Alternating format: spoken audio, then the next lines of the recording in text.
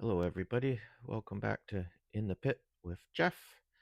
Um, it's Monday, June 21st. Currently drizzling outside. Supposed to stop around noon, the rain, so get out, maybe do some yard work.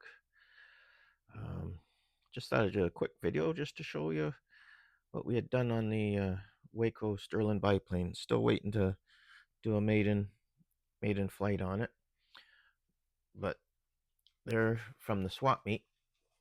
If anyone's seen any of the other videos where I purchased a whole pile of tail wheels, basically I got that bracket there, and quick little couple holes, boom boom, and then just took the old Dremel with a cutoff wheel, cut the end off there, and again use a bit of silicone fuel tubing to give you a little bit of cushion in there.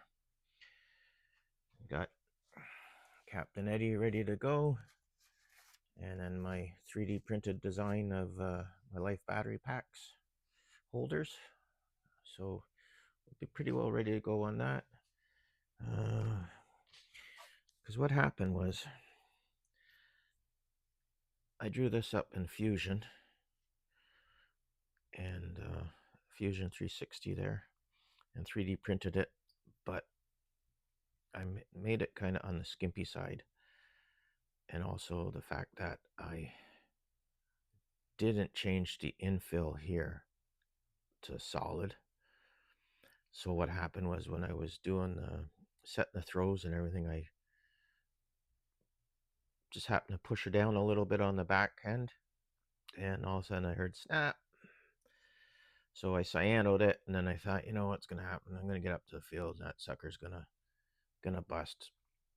So it just happened that when I went to the swap meet, there was a gentleman selling a bunch of tail wheel brackets. So we grabbed one, threw it on there.